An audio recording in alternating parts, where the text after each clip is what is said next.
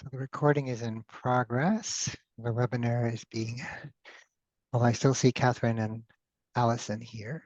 Should I start? Yeah, start. Okay. Well, welcome all to this ESA water cooler chat on the NSF sunsetting of the Macrosystems program. So your ESA represents over 8,000 researchers and practitioners in the ecological and environmental domains and serves as a platform for engagement among all sectors, academic, private, and public. It's important to say, since this is an ESA hosted event, that our rules for the event, a code of conduct applies here. Mostly it has to do with, respect for each other, civility, and so forth. You can see on our website more details about what our code of conduct is. Also, the session will be recorded, so you'll be able to have access to it later. I'm going to go around and have people introduce themselves, but just briefly, today's panel consists of the three presidents. The presidents serve as sometimes I refer to them as the presidential triad. I happen to be the current president, but we have the past president and the future president, Stephanie and Sharon here, and then also Alan Moore, who will join us in talking about NSF's decision and answer questions that we have. So why don't I start? I'll go in the order on my room. Stephanie, you want to introduce yourself? I will, but I'm also seeing in the chat, okay, yes, there was some question about whether the sound is on, and by and large, people are saying, yes, the sound is fine, but at least one person is having trouble with their audio. Okay, so, and John, let us know if that is a audio problem that we need to correct. Otherwise, we'll just go ahead. Just keep on chugging. Oh, okay. All right. So I am Stephanie Hampton. I am the president-elect for ESA. Sharon?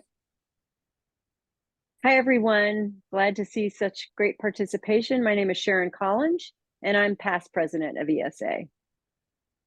Alan? Hi there, I'm Alan Moore. I'm the division director for the Division of Environmental Biology at the National Science Foundation. And great to see so much participation. And I really appreciate ESA putting this together in such short notice. Really, really kudos to them. Well, thank you, panelists, for being here. Stephanie is going to lead off with a sort of overview of the issues here and then kick off the question and answers. We have the question and answer feature on Zoom enabled, so you'll be able to answer your questions, ask your questions there. So with no further ado, let's turn it over to Stephanie. Thanks, Stephanie. Great. Yeah, so I think for those who have not, I mean, everybody leading up to the holiday, I'm sure you're all working really hard on your classes and the rest of your job, so you may not have had a chance to dig so deeply into the issue.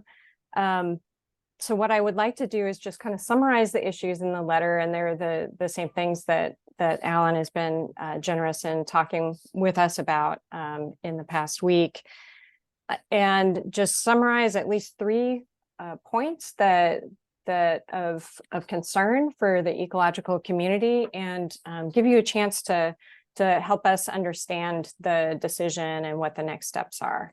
So the first is that in ending the Macrosystems and NEON-enabled science program, it seems abrupt to this community of researchers. You know, frequently we would see some kind of signaling from NSF of what the plan is for this community of researchers who have been supported through Macrosystems and really call themselves Macrosystems biology.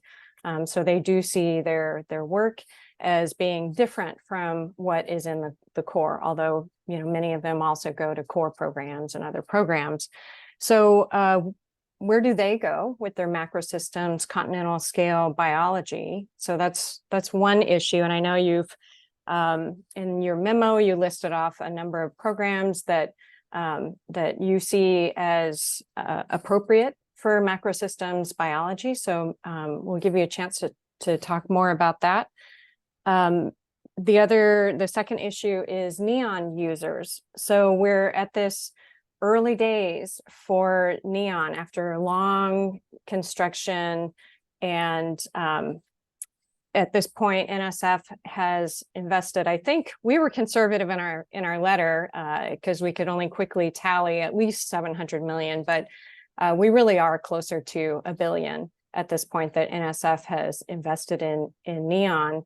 And Macrosystems and NEON enabled science program has really been a critical program for getting people interested in using NEON, exploring NEON data, and especially for early career users. So what is the plan for supporting NEON's user group? So that's the second issue. And then I think that the timing for the change is especially confusing because NSF Bio has commissioned a National Academies report on continental scale biology. Although the public facing information makes it really clear that macrosystems, NEON, continental scale research is at the heart of that work, but that report is not yet complete. And from what we've heard otherwise, the community really has not had a chance to have any input beyond that National Academies report. So those are the three issues that we summarized in our letter. And maybe I could go ahead and just open it up for you, Alan, to help us to understand the decision making. Sure. So I think the most important thing for me to note is that we are in no way do we mean to imply or are we intending to reduce support for macrosystem biology, and certainly not for NEON, and just the opposite. So she said that we have sunset the program. That's not correct. We have graduated the program to it being a part of the core. We see macrosystem as being a part of core biology, including population and community ecology, being a part of ecosystem science, but also in iOS. There are parts of iOS where macrosystems occurs. We have things like ecology and evolution of infectious disease, which is continental scale. We are one of the core areas of support and research at NSF is resilient planet. And obviously continental scale research, global scale research for that matter, is essential to that success. So we don't want to imply that we're removing support. Just the opposite. We want to expand the opportunities for support beyond a very narrow, small special program. We want the people in the macrosystem community to feel that they should go to whatever is most appropriate. And obviously within NSF, the conversation is how will the core areas support that? How will the special programs, biology on a changing planet, organismal response to climate change, all could include macrosystem type research. So, and those are just some examples. I don't want to limit it at all because that's exactly the opposite of what we're trying to do is expand that. The second half of this is NEON. NEON is now complete. It has been the building part phase of it has been completed. In 2019, we then had a pandemic, which slowed everything down. But now we have funded Battelle to manage NEON going forward. And again, just the opposite. We really need NEON data and NEON resources to be used by way more than just a segment of the ecological community. We see NEON as potentially contributing to molecular and cellular biology research. Certainly in iOS, people use NEON, and then well beyond biology, NEON data and NEON resources are used in geo and other areas. So again, part of the signaling we want to make is we want to expand and just really capitalize on this amazing resource that we now have available. And we're spending a lot of time thinking about how we can make that happen. So if nothing else today, I hope the message that I get across is our goal here is to expand support, not reduce support. So I read that in your letter too, and I think that that's it's a confusing statement for a lot of ecologists. And I think even for those of us who have experience on the inside of funding agencies, it's a little bit of a confusing statement. So the idea that you feel it's important to encourage the use of neon, but certainly solicitation is a mechanism that highlights this need to use neon data, or this interest in using neon data. So I'm afraid I can't think of other mechanisms that you all might be considering to encourage the use of this BIOS only MREFC project that is taken so long and so many people's energy and time to construct, and that I think our community is really, really proud of. Yeah, they should be. I think that it's an amazing resource, a truly amazing resource. And I think what's happened is we're seeing, and not just us, obviously, because the community is the one that's going to ultimately make the decision on how neon data are used. But what we're seeing is a much broader group of people are thinking and using neon and aspects of neon, not maybe every aspect of it, but pieces in different areas. So we want to continue to encourage that. Obviously, in solicitations, we're changing the language in the core solicitations to highlight this. We'll have DCLs coming out of some sort. The exact mechanisms by which we will engage with the community yet to be determined, because these are ongoing discussions. I can't discuss that, right? I can't tell you what we're talking about, but I can tell you that our intent. So I understand in part the concern about, well, it feels like something has been taken away, but as I say, if nothing else, if I can't convince you of anything else, it isn't our intent to take anything away. It's to expand opportunities. In terms of the timing, you know, we just the last solicitation, I believe it was last Monday or a week ago on Monday, was a deadline for the MSB Neon Enabled Science program. And so the idea there was to provide the announcement as close to that as possible so that it didn't discourage anyone from submitting this time, but you now have at least a year when the next deadline would have occurred. So there's enough timing so that people can get proposals into core programs or special programs or whatever else might be coming up. So I know that neon has been highlighted in the core solicitations for some time. I mean, is there? I guess you're telling me that the plan is not formulated yet to a point that you are ready to share it with us. Well, I don't want to give details of things that are under discussion. I can't really do that. You know that, right? Mm-hmm. And so I just want to give you the intent. I want to give you the direction that we think we're headed and what you should expect to see in the future, the sorts of things you expect to see in the future. And could you say a little bit about the relationship with the National Academy's report that's pending, and sort of why NSF would make this decision when you have not yet received the advice that you requested?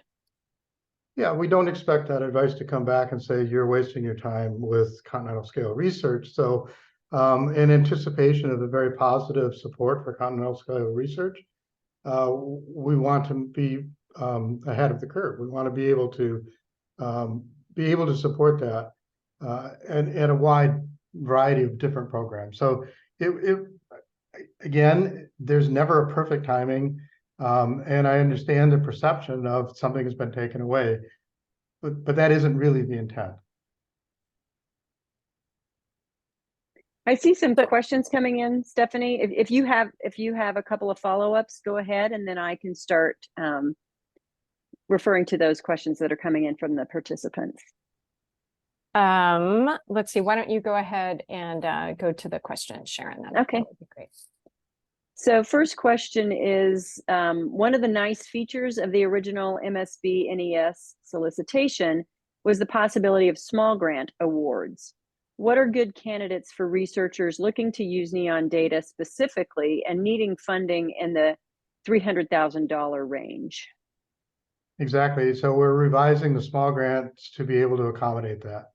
The small grant program actually was not just for MSP, but small grants have been possible for a long time. But the problem is the amount of money available or under the rubric of a small grant was too low over time through inflation and everything else. So we're fixing that.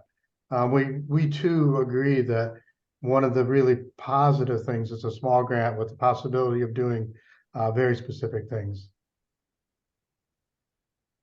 Okay, this is a related question, commenting on the intention to expand support. What is the dollar value associated with this expanded support? And I'm guessing that might be tough to answer at this point, but do you have any kind of insights into that you could share?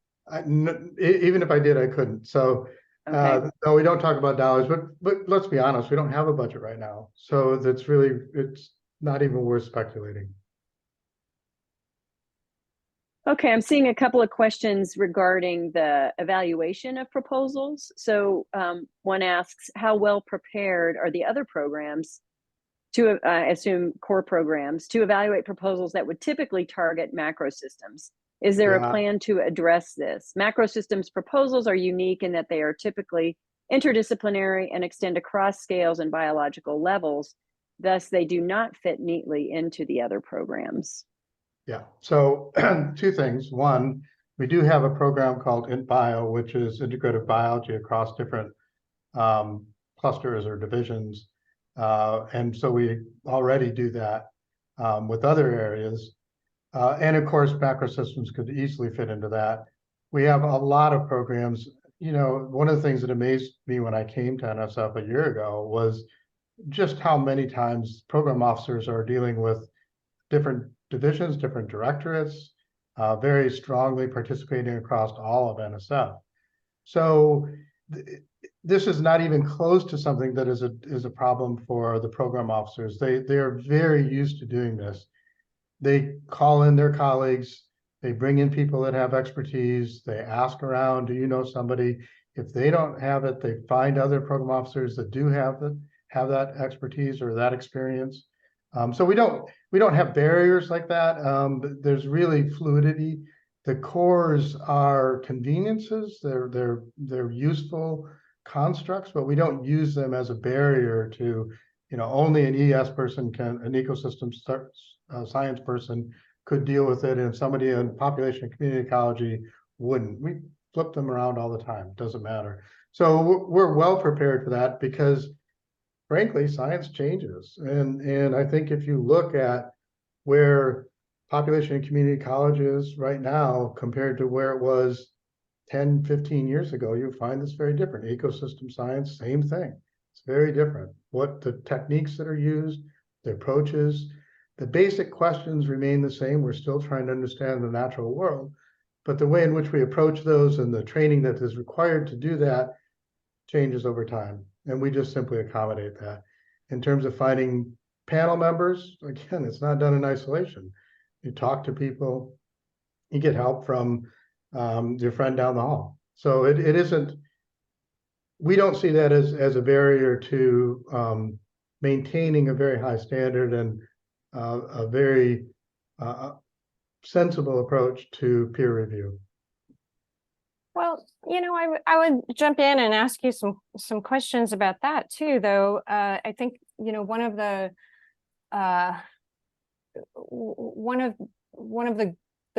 important things about interdisciplinary programs is also that, you know, if that is indeed what we're trying to encourage, and I think a lot of us as scientists think that that's where the leading edge is, then interdisciplinary programs actually make it so much more efficient on the inside of the agency. I mean, if you're thinking about, I mean, certainly if you're saying that DEB wants to continue to encourage this kind of research, continental scale research, you want more, you want to see more of it across all these programs, then what you're talking about is really a radical increase in the co-review. And I mean, it's hard for me to imagine that scale of administrative activity happening across bio if we're successful in really introducing this kind of continental scale research to all these different programs. So Yeah, well, again, I have a hard time understanding that. Yeah, there's two answers to that. One is we know how many proposals we've been receiving, and we don't see any problem in accommodating that number without really much issue at all. And then secondly, if in fact, I mean, as somebody who's been an administrator at universities and multiple countries, I have done nothing if not try to figure out how to get the interdisciplinarity to increase. If that in fact happens, we will accommodate it. That is, that we will have to reorganize how we do things. If what we mostly see are proposals that are interdisciplinary, then we need to find a mechanism to accommodate that, not prevent it. And so in the short term, we don't see that as an issue. Hopefully it does grow to that extent that we need to rethink the way that we're constructed. But again, those are plumbing details. You want the plumbing to work, you don't want to look at it. And NSF has always changed. You know, there was a time when it was the titles and the words, and evolutionary ecology, for example, at one point was in population ecology, and then it went over to EP, and then it goes back and forth. I mean, these things come and go depending on really the pressures from the outside. And so again, we don't want NSF to dictate to the community what are the cutting edge science, right? We want the community to dictate that to NSF. And I appreciate what you're saying. One of the things we're constantly looking at is workload, constantly making sure we have the right makeup. But one of the really nice things about NSF is you have the system of rotators coming in, like myself, where you can bring in people who have different expertise. So you're not hiring somebody for 30 years, and that's the only expertise you have for 30 years.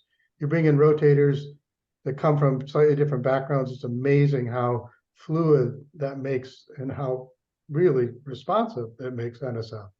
So I get at what you're saying, and certainly it's things we think about, but I don't have great fears that we can't accommodate a change in the focus of research that gets submitted to DEB or across bio for that matter. Well, Sharon, I just wanted to say one more thing about that previous question. It was, you know, not just about the logistics. I mean, I went there, I ran down that rabbit hole, but it was also about the subject matter. You know, I'm sure in your evaluation of this program, you saw the recent paper by LaRue et al., where they did a beautiful text analysis of macrosystems and really show it being on an edge, you know, an edge that may not, I think a lot of us would expect is not going to fall neatly into some of these programs or fare potentially well in co-review. Well, as you know, actually co-review proposals do better than things that are not. So the statistics don't bear out any problem with co-review biasing against funding. The LaRue paper I thought was terrific. A bunch of papers in that special issue. I read them all because I need to learn about these things. And they all make the same point. Macrosystem biology's fundamentals are population, community, and ecosystem science. So yes, it is pushing the boundaries. It is integrating across. It's certainly looking at different levels, but it isn't fundamentally different. It isn't. There's a core there, or there is a base there that this is developed out of. It's a part of ecology, I go back to, we don't want NSF to reflect 2000. We want NSF to reflect the future. And so wherever the pressure is, wherever the proposals are coming from, we need to be able to accommodate that and not present any kind of barriers to what is the leading edge of science.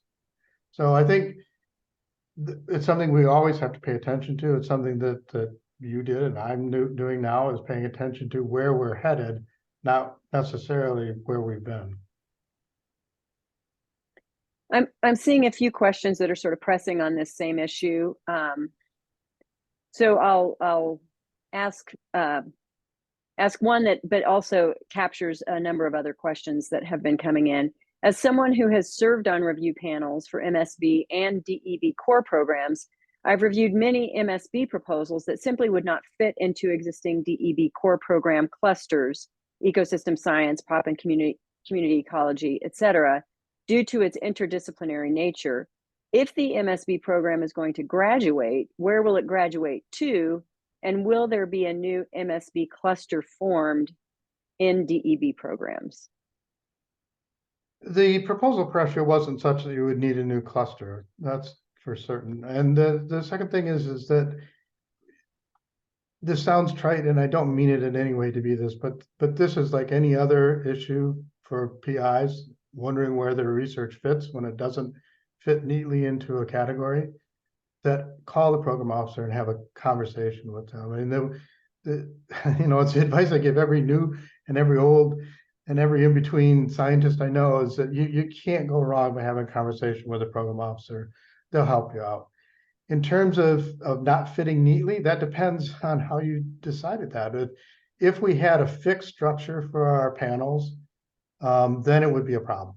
If we had X number of this sort of biologist, X number of that sort of biologist, yeah, it'd be a problem. But we don't do that. Panels are formed based on the proposals that we receive. So if we were to receive a bunch of proposals in macrosystems in a particular core area, then we would have a panel that would be made up of more experts in macrosystems than anything else. So that's, you know, we're very flexible in that regard to try and make sure the proposals are given their real, what they deserve, right? In terms of expert review, in terms of assessing them. And I guess the final point I'd make, which I think is an interesting one, what happens if the macrosystem proposals all do way better than what had previously been done in the core? I mean, that hasn't been brought up, but it's a possibility, isn't it? Isn't it possible that macrosystems is really where we should be putting our money? And that to me is exciting. If the community indicates to us the direction that we should be headed, then let's go there. Let's do that. And the panels and the outside reviewers tell us that. And so we're interested to see where we go. We don't want to limit it. We want to see what could come from this. Maybe even more funding for macrosystems. That would certainly be the hope. That really is the future. Then that's what we want to see. And I think given the climate crisis, we really need to explore that space. And where should we be putting our money? Yeah, there are, thank you, Alan. There are several questions that sort of getting at that same issue. I think there's just a concern about how well the panels are equipped to evaluate these macrosystems and NEON-enabled science proposals. One person says they have confidence in the program officers, but not as much confidence in the panelists. And I think we've all been on panels that were somewhat conservative, if I can use that language, in terms of their ability to kind of expand the scope of their understanding of what that panel was really about. So I think that's just a message maybe that needs to be shared with folks who will be organizing these panels and to review these proposals. And I would remind people that panels are advisory, and the program officers and multiple program officers sitting in on panels and discussions, and they hear them. And if they feel that they're going off in a direction that is biased, then they note that and they take that into consideration. So funding decisions ultimately come up to the program officers, and but panels play an essential role in advising them and providing the expert information. So it's not a univariate process. There's a lot of things that go on and contribute to it. Sure. And one of my friends once said to me, you know, I don't understand, you know, panels are The panels I've sat in are really incredible. They're really intelligent, have great discussions. And then I submit a proposal and I don't know where they got those guys, right? So it's always hard because we're funding far fewer proposals than the quality would suggest we should. And that's just a limitation of funding. Mm-hmm. I want to return to the question about the use of NEON data. So there's a question that says, having funding tied directly to the use of NEON seems like an important mechanism for making sure it gets used. Is there a risk of not taking full advantage of the NEON investment by not having a direct mechanism for having investigators be part of the community focused specifically on using NEON data? Well, I would suggest that we have put a lot of money into NEON-related activities. We have ISIL for the integrative data analysis and training and data analysis. We have NEON, as Stephanie pointed out, there's been a fair amount of money that's gone into NEON.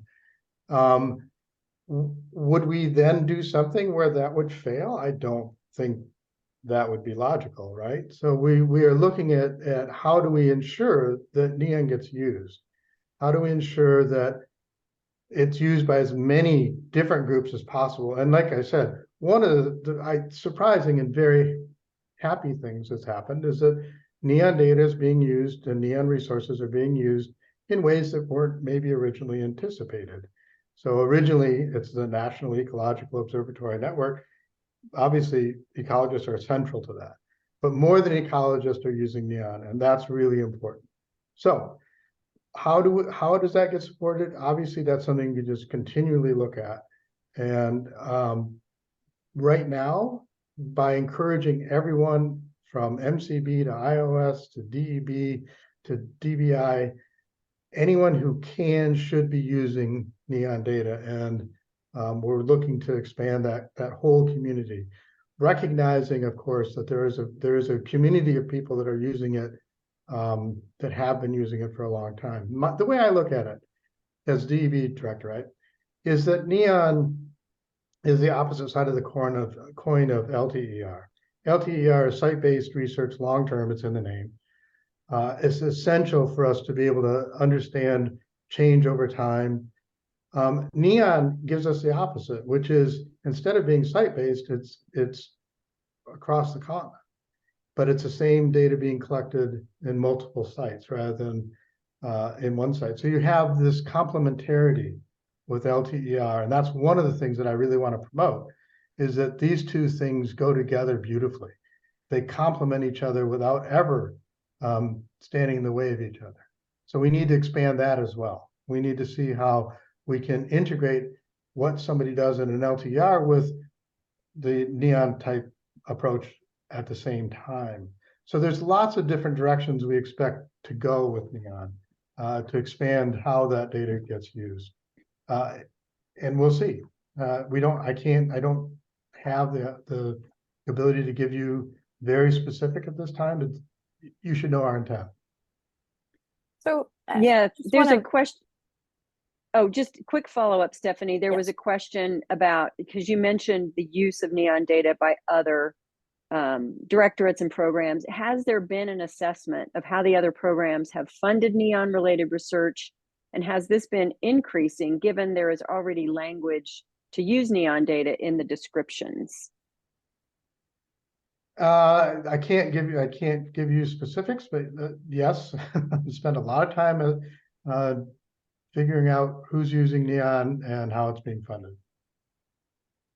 Well, I mean, I would say, Alan, that maybe you would be able to at least point towards some trends, because the public data, we have public data on the success stories, on the awards, right? I mean, I know that frequently there are analyses of the proposals that were declined, but that are internal and you can't discuss, right? Those are non-public.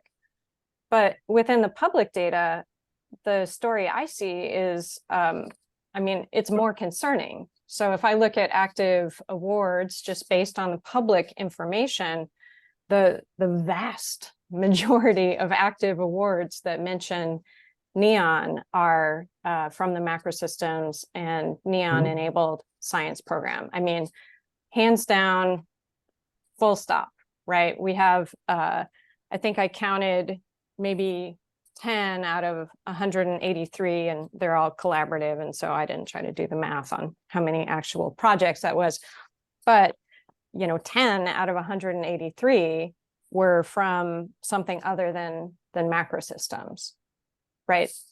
So I find it, and NSF has that language in those in the other programs that encourages NEON use. So this is a concern that we're seeing in the chat and that I'm hearing from our research community. Yeah, and I don't for a minute expect that any macrosystems biologists are going to use NEON data probably more than anyone else. I don't see any reason why that would change. And so the implication underlying what you're saying is that we're not going to support macrosystems biology, but that's not the case. I keep saying that. We fully expect to see those proposals that have been successful in the past would be successful now, because macrosystems is really a basic part of a subfield in biology. So we don't see that as limiting. We see it as limiting as having a very narrow program that only supports a limited number of proposals. Let's open it up. So I think where we're expecting expansion, we don't really think we're going to see contraction in the macrosystem community. And that I is to be determined, right? I was specifically talking about NEON users, whether they're Sure. Macrosystems researchers or not. It's a No, NEON use, right? Sorry if I wasn't clear, but the use of NEON, we don't expect that to decrease in the macrosystem community. We don't expect to have decreased number of proposals from macrosystem people using NEON data. So again, it's important to us that NEON is successful. It is important to us because I think the potential is so great to expand it, and that is something we're actively working toward. I see Shahid. Got your hand up. Oh, You're muted, Shahid. I'll never get used to unmuting. I didn't want to interrupt Sharon's handling of the questions. There are a lot of great questions in there, but I did want to follow up on what Stephanie said. In not being that experienced with NSF compared to some of the others here.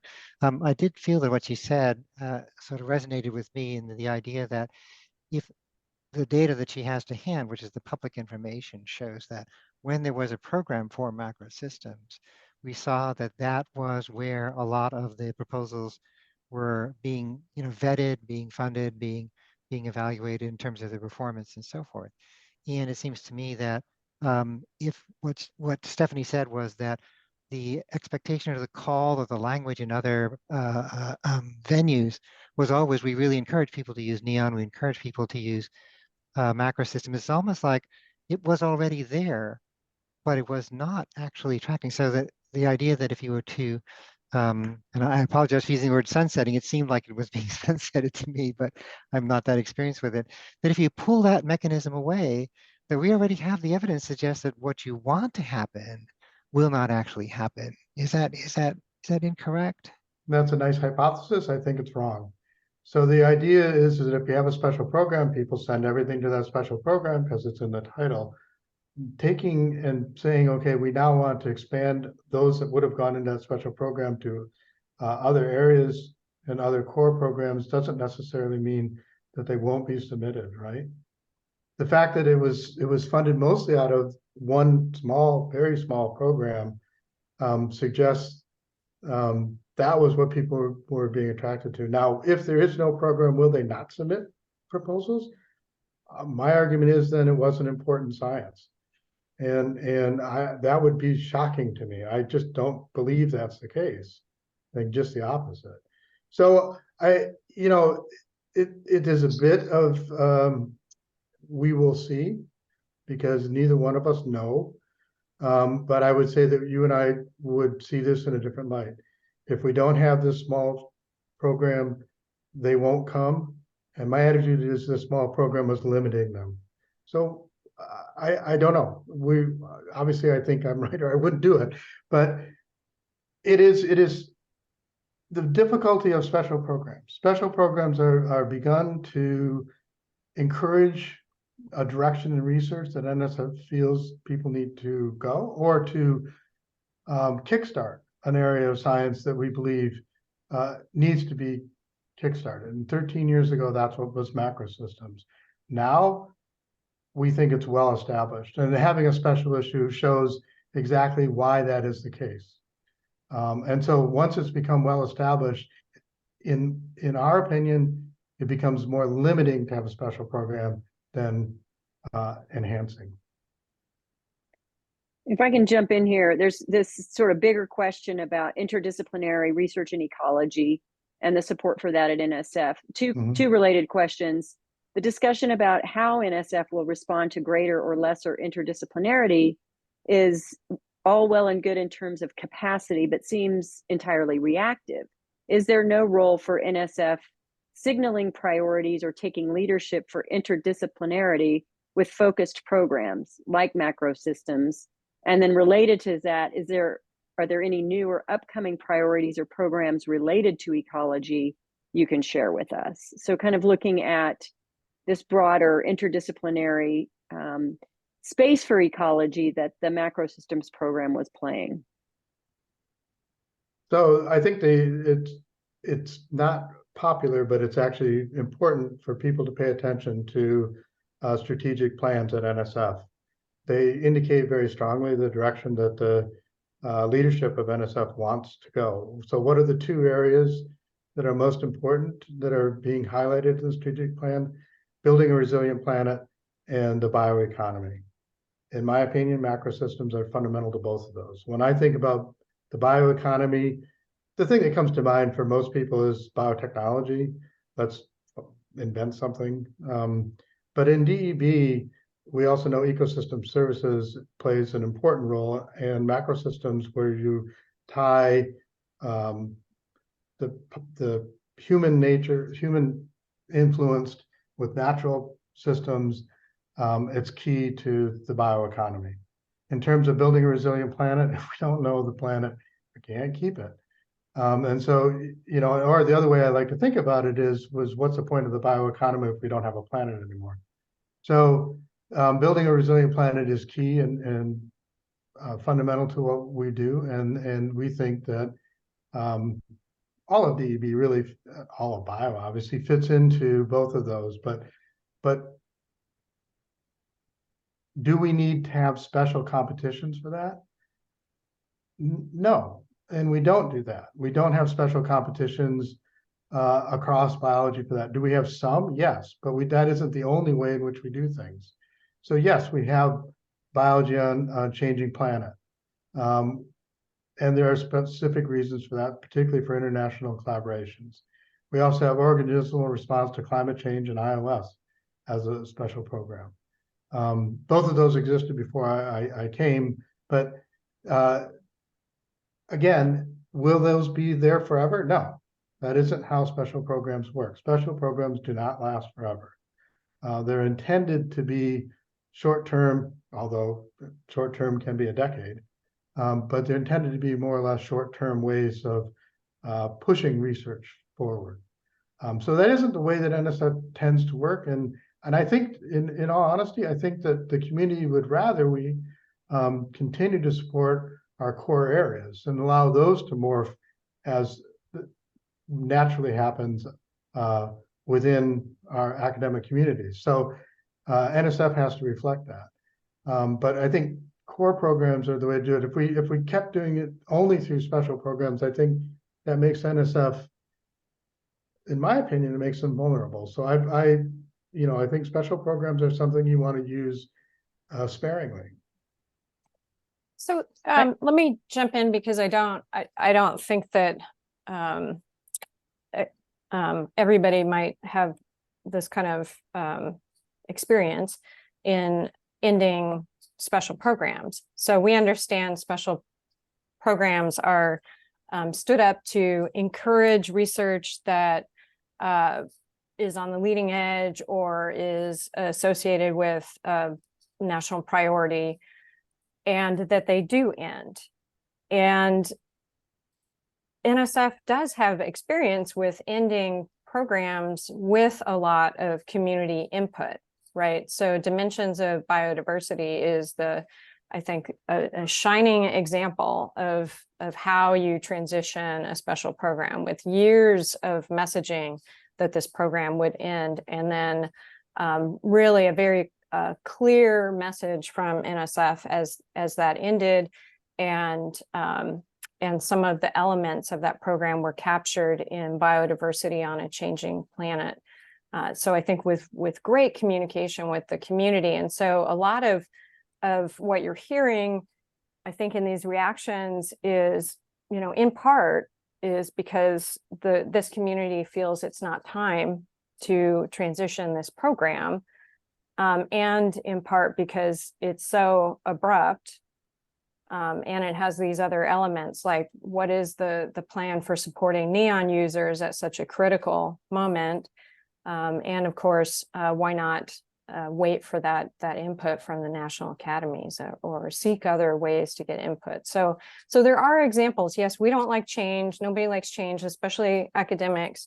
But there are some examples of how we do this in good communication with the community. Yeah, and that's one example. But there are other examples of things that were ended. And I'm terrible with the acronyms. Stephanie, you understand? It's like, are there no real words at NSF? They're just acronyms. So I can't remember all the different acronyms, but we went through all the different ways in which things have ended or not ended. And frankly, this is something we really want to get across. We are not ending the support of macrosystem biology. We felt that having a bespoke program, a niche little program, was limiting it, and it needed to be expanded. And so that is really the rationale behind it. Would the community agree with that? Could we have more engagement with the community over this?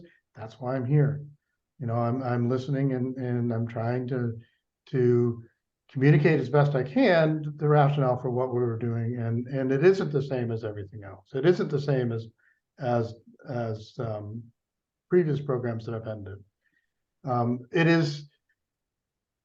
It is always difficult, as you say, to make change, but it is, and we felt it was just really, really important to do this now. That the timing is that we, with NEON coming fully online, we really need to ramp up the use of NEON. With the report coming out with the Building a Resilient Planet, we really need to see macrosystem sciences occurring and not being limited in any way. So part of it is just really the feeling that we need to get going on this. We need to get moving on this. And I can't speculate on other ways to do it.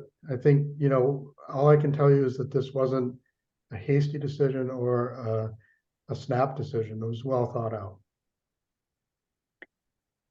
Yeah, thanks, Alan. I think we are getting a lot of support for questions related to what Stephanie just asked about the timing and why not wait for the community's voice from the National Academy's panel on continental scale ecology. So I don't know if there's an opportunity for an additional communication that would address that, but there are a lot of people supporting that question. I guess related to what you just said about expanding the support, there's a question about connections with other directorates within NSF and also other agencies. So this question says, climate modeling and remote sensing are both critical to continental scale ecology, but are not core foci of NSF Bio. Are there plans for NSF Bio and DEB to better connect with NSF Geo, DOE, and NASA in the future? We certainly interact with Geo very extensively. We already have a very strong partnership in the LTER. We're trying to make sure we have that same strong partnership with NEON. Obviously, there are lots of areas in Geo that can use and do use neon type data, and it would make no sense for us to try and wall it off within biology, just the opposite. In terms of expansion to other agencies, yes, again, one of the major areas of focus for NSF in general. And I spend a lot of my time talking to other agencies. It's something DEB actually has done very well in the past because of other programs. And so absolutely, we think it's essential that, you know, whoever can use neon uses neon. Thanks. I think we have covered most of the content of the questions. I think, you know, just in summary, the concerns are about, you know, how will these be evaluated, given that they tend to be a bit different than the core programs. What about increases in funding to support neon-enabled science? And then the timing of the decision. There is one more question that is about urban ecology. And this one says, LTER supports urban ecological research, but NEON does not. The urban NEON sites were descoped due to cost. Urban ecologists were told to seek funding from Macrosystems instead. Where should urban ecologists go to support large-scale socio-ecological research? Yeah, we expect that would come to core programs as well. Whether, you know, whatever the most appropriate one might be, whether it's ecosystem sciences or population and community ecology, it could be evolutionary process for that matter. It could be in iOS, physiological ecology sorts of things. It really depends, and certainly in no way do we want to discourage that. And once again, what may be slightly unique about NSF is NSF isn't set. It isn't got barriers. It's got very fluid boundaries between different programs, between different divisions, even between directorates. And so we work really hard to make sure that happens. And if good projects come in, we want to make sure they're fairly evaluated. And as I said earlier, you know, the data show that, in fact, NSF tends to fund interdisciplinary research as well or better than things that are maybe seen as bog standard or bread and butter research, right? So that isn't a real worry because we pay attention to it. We try really hard to make sure that no one is disadvantaged because they're trying to do something that's different than what the rest of the community is doing. But again, I would encourage people to call up, email a program officer and set up a telephone call. Mm-hmm. That's your best bet because they are really the people who will be making the decisions and will be looking. And if they know what to expect, they can better prepare for it. I want to make sure I get in this question, which is more kind of a big scale strategy question. Given that NSF has now invested over $1 billion in building and operating NEON, how much, at least a range, should NSF be spending on research to use the facility, and how will that effort be managed? And she knows that I can't answer that question. We can't discuss dollars. Well, of course, but I mean, so maybe I can ask the question, a broader question in a different way. So I think, I mean, you've expressed your strong support for the core programs. And of course, we all love our core programs, right? But I wonder, when you sort of put this all together and you think about NEON as this amazing facility that's been built essentially for ecology and allied disciplines, and we now have it, what is your vision for how the users of this amazing facility are supported by NSF? Okay, if I understand your question, and if I don't, just ask it again. if you're doing science that requires the use of neon, how is that different from using any other facility?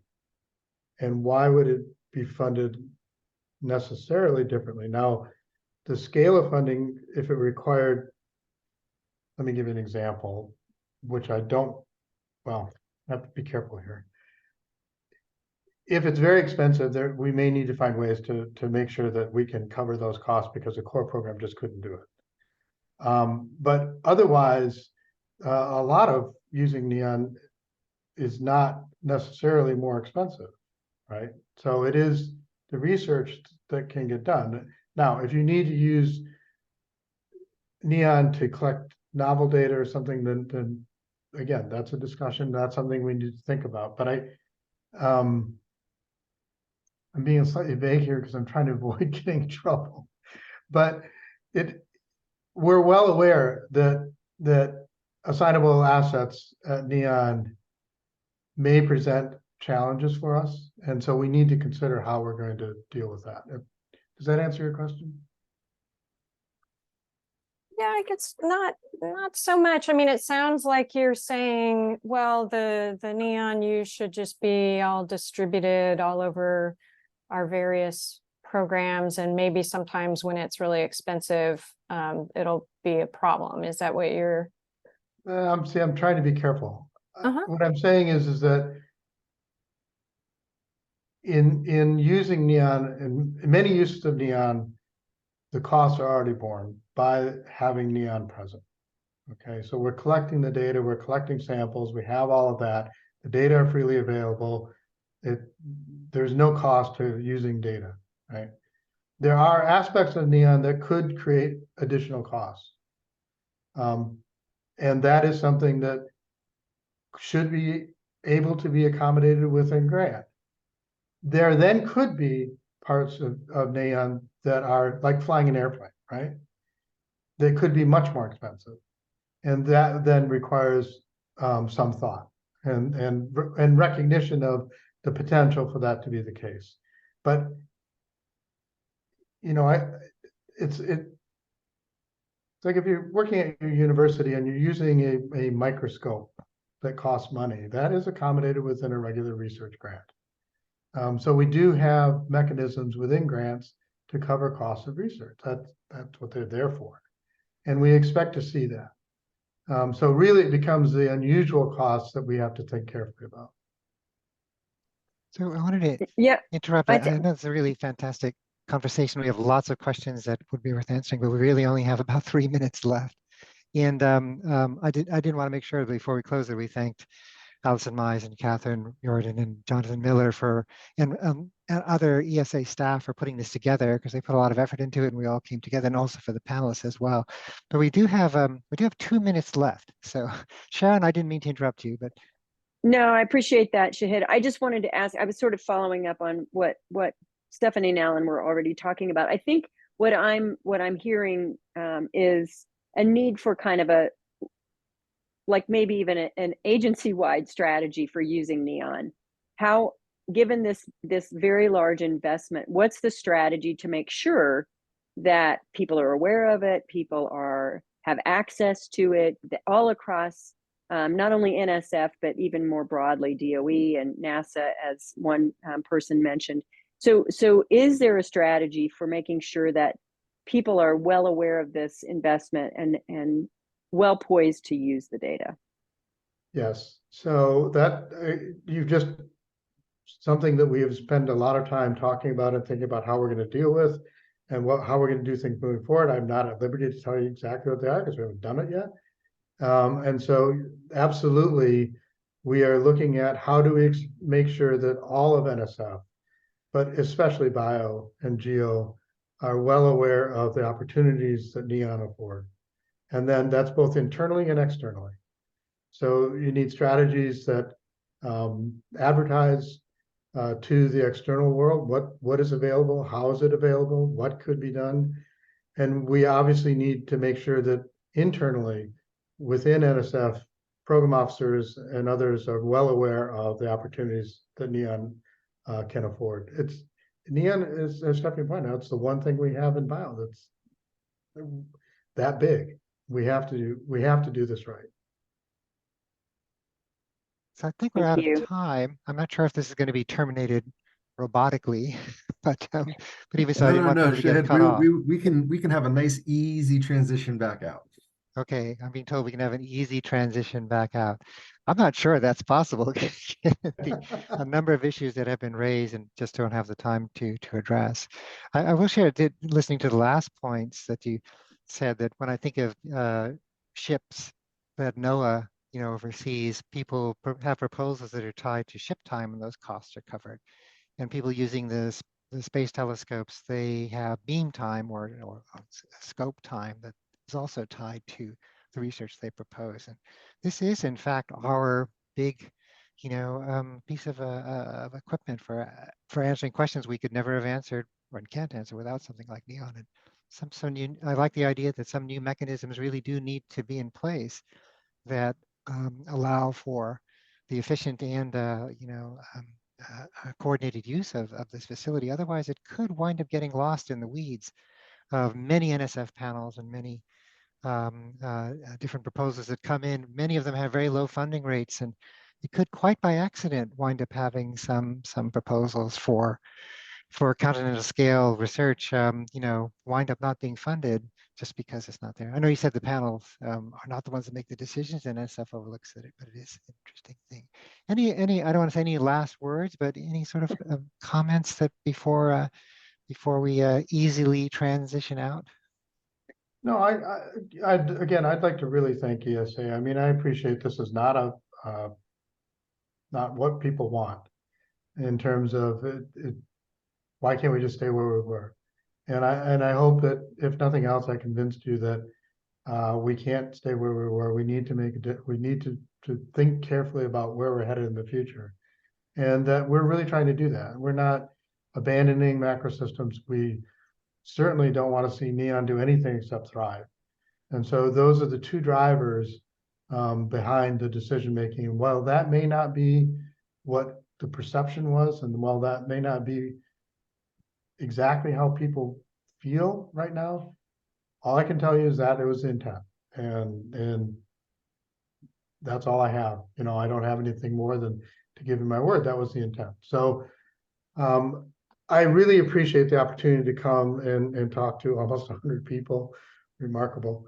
And I really appreciate ESA reaching out and making sure that we're communicating as best we can. That's always the problem, right? So thank you all. Okay, well, thank you, Alan. Thank you, Thank you, Alan. Stephanie and Sharon. The 2/3 of the presidential triad here. And this conversation will continue in different forms. I think the holidays are in front of us, both Thanksgiving and the Indigenous Heritage Day, I suppose, which is oddly on Black Friday, but even so. Thanks, everyone, and the conversation will continue. Bye-bye.